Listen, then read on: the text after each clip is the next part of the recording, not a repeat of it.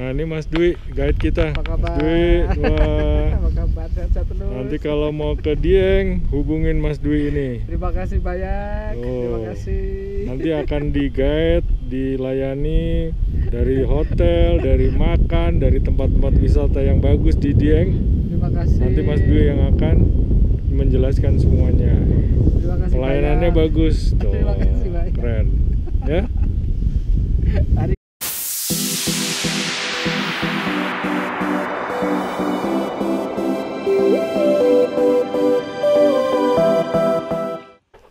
Selamat pagi. Pagi ini kita mau sepedahan deket-deket aja. Beberapa objek wisata yang mau kita datengin deket juga. Mungkin sekitar 1,5 kilo sampai 2 kilo. Yang pertama mungkin mau ke mana? Kawah Sikidang namanya. Tapi sebelumnya bisa mampir ke salah satu candi yang ada di jalan raya ini yang akan kita lewatin, yaitu Candi Bima. Candi Bima adalah salah satu candi yang terbesar juga nih di Dieng. Ini masih pagi, masih jam 6, jadi udaranya masih sejuk, dingin sih, sekitar 12 derajat. Candi Bima. Ada berapa candi Mas di sini? Kami sekarang ada sekitar 9. Tapi sebagian belum selesai renovasi. Candi Arjuna belum? Iya, belum. Candi Arjuna ya? Paling populer. Kalau yang paling besar ini Candi Bima, paling besar ukurannya dibandingkan candi yang lain. Tua ya? View-nya baik. Lanjut dari Candi Bima setelah foto-foto dan melihat beberapa candi di dalamnya, kami lanjut ke daerah Kawah Sikidang. Ini masih sepi, jadi mungkin juga belum buka nih loketnya. Ya, untungnya kita udah di guide sama Mas Dwi sama Irfan nih. Jadi dia bisa ngasih informasi-informasi yang penting buat kami.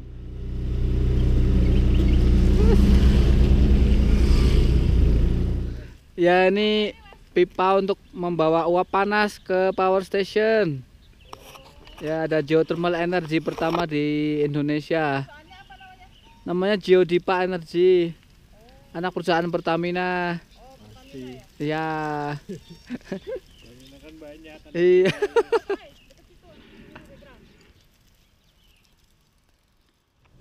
Dari gerbang pipa gas tadi nggak lama kita udah sampai ke Kawah Sikidang, tapi masih tutup kayaknya karena masih pagi, mungkin jam 7 baru bisa buka. Nah, kita tunggu aja deh, siapa tahu sebentar lagi petugasnya datang dan kita bisa masuk ke dalam kawasan Kawah Sikidang. Dieng, kawah paling populer. Nanti ya akan ada aktivitas vulkano di sana. Kawah Sikidang merupakan kawah yang masih aktif, yang terbesar yang ada di dataran tinggi Dieng. Kawah ini memiliki satu telaga air panas yang kecil dan yang besar juga ada, dengan air yang selalu mendidih dan lapangan celah gas di titik-titik tertentu. Makanya bau belerangnya masih menyengat untuk di daerah sini. Kawah Sikidang tuh berada di desa Dieng Kulon namanya, Kabupaten Banjarnegara. Saya juga baru tahu, ternyata ada di Kabupaten Banjarnegara. Di sekitarnya berdekatan juga ada Kawah Sibanteng dan Kawah Upas Luwuk. Nah, itu mungkin yang kawah-kawah kecil. Tapi yang terbesar ini ya Kawah Sikidang ini. Bau belerangnya memang sangat menyengat kalau kita berada dekat dengan kawah. Kawah Sikidang ini mempunyai luas sekitar 4 hektar kawasannya. Kemudian dari sisi geologi, kawah ini tergolong masih muda. Catatan letusan terakhir terjadi pada tahun 1981. Kawah ini masih aktif, dilihat dari bau belerang yang masih menyengat. Saya coba mendekat ke kawah di dekat pagar, itu baunya menyengat sekali walaupun saya udah pakai masker. Jadi disarankan kalau kesini siap-siap maskernya double ya. Ini belakang. Ini yang kawah yang paling besar. Ada yang kecil di sebelah sana.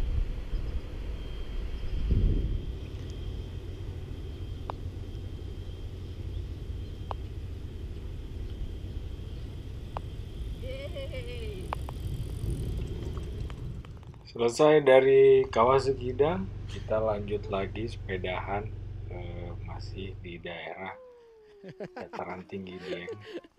Kali ini objeknya kita menuju ke salah satu candi yang tertua di mana? Di Pulau Jawa. Malah lebih tua dari Candi Borobudur katanya, yaitu Candi Arjuna. Kita lihat kayak apa sih Candi Arjuna itu.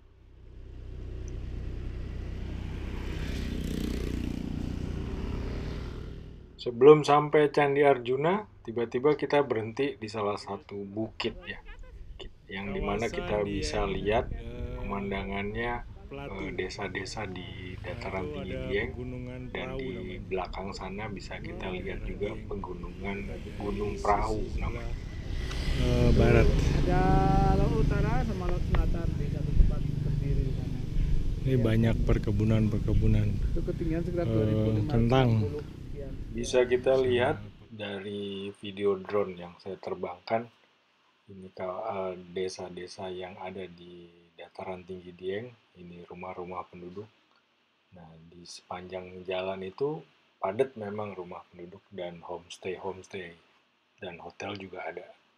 Di belakangnya kemudian banyak perkebunan kentang dimanfaatkan oleh warga untuk bercocok tanam. Karena tanah di sini termasuk tanah yang subur ya. Nah, itu di belakang sana ada Candi Arjuna yang kelihatan kecil sekali. Gak lama kita udah sampai di kawasan Candi Arjuna, tapi kita mesti turun dari sepeda karena nggak boleh naik sepeda di situ. Candi Arjuna ini dibangun pada abad 8 Masehi, candi yang paling tua di Pulau Jawa. Kita nggak lama di sini karena kita udah mesti check out. Jam 10-an kita udah harus menuju ke Bantul. Nanti kita lewat daerah Wonosobo. Nah, ini dia Candi Arjuna. Ada beberapa candi juga di sekitarnya, yaitu Candi Semar dan Candi Perwara. Itu yang paling ujung sana, Candi Arjuna. Menuju ke Bantul, kita sempat mampir dulu ke Tambi namanya. Itu adalah perkebunan teh yang berada di Kecamatan Kejajar, terus di daerah Wonosobo. Nah, ini dia perkebunan teh yang dikelola oleh satu perusahaan yang sekarang jadi objek wisata.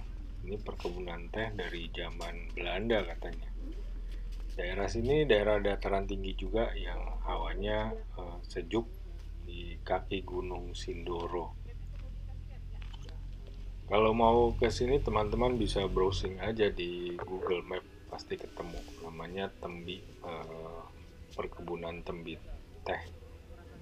Ya, kita mesti bayar tiket masuk yang relatif murah, 15.000 satu orang. Nah, di perkebunan ini ada seperti jembatan gitu kayu, jadi kayak jembatan kayu. Nah, itu bisa buat foto-foto tuh, bagus sih kayaknya. Terus didukung sama udara di sini enak juga. Selesai dari Tambi perkebunan teh, kita langsung turun lagi ke kota Wonosobo karena kita mau ke Bantul ya lewatnya mesti ke Kabupaten Wonosobo ini. Wonosobo kota kecil, tipikalnya kota pegunungan, jalannya juga berbukit-bukit gitu. Terus ya kalau di dekat-dekat Jakarta kayak Bogor lah, kotanya adem, kecil, bersih, rapih. Nah, kita lagi masuk ke kota Wonosobo nih. Lewat dari kota Wonosobo kita ke arah Purworejo. Jalan ini termasuk jalan yang berliku-liku. Sepanjang jalan tuh banyak yang jual kayu-kayu gelondongan gitu. Nah ini kita udah mau masuk ke arah ke Purworejo. Ini jembatan apa saya kurang tahu. Kayaknya bagus banget. Mungkin di bawahnya ada kali Progo kayaknya. Soalnya besar sekali. Nah ini saya lewat underpass yang di bawahnya bandara yang baru yang di Kulon Progo itu. Saya nggak tahu tiba-tiba kok diarahin ke sini, tapi memang arahnya ke sini dari Purworejo itu. Nanti kalau kita mau ke Bantul Jogja itu diarahinnya ke sini. Ini underpassnya lumayan panjang ya, panjang banget ini, dan bagus sih karena baru diresmikan kan, belum diresmikan, saya juga lupa nih. Oh ternyata ini underpass Bandara Kulon Progo yang panjangnya hampir 1,4 dan lebarnya hampir 8 meter itu.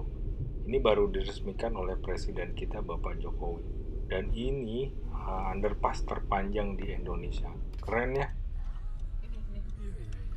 Akhirnya kami sampai di Dusun Krebet, Sendang Sari, Kecamatan Pajangan, Bantul, daerah istimewa Yogyakarta.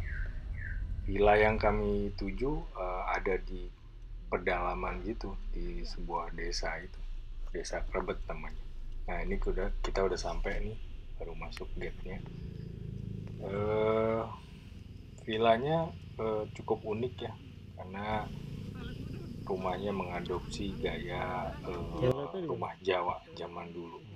Nah nanti kita lihat di dalamnya kayak apa ya. Nah, ini kita udah sampai, yuk kita lihat. Assalamualaikum. Tidurnya di tengah? Iya. Tidurnya di sini, di tengah.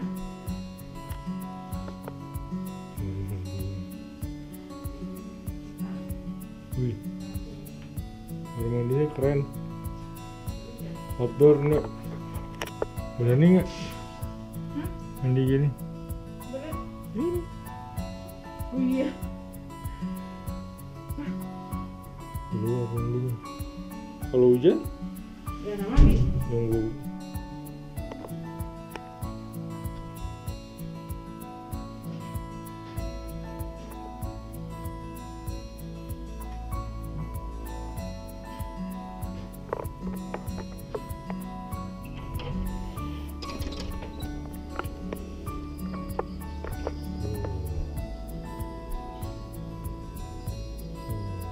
Duduk duluan. Desa.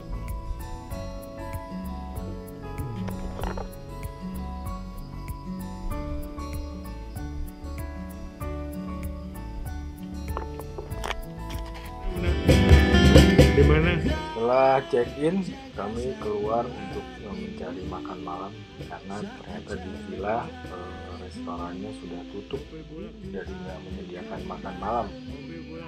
Sudah, akhirnya kami keluar cari resto yang di sekitar situ. Ada satu yang masih buka, sekitar 4 kilo jaraknya. Nah, kami coba datang ke situ. Ternyata bagus tempatnya, ada outdoor, indoor, sama ada live musiknya juga. Ikutin terus, besok kita mau aktivitas lagi, mau ngapain aja, nanti kita lihat di episode berikutnya.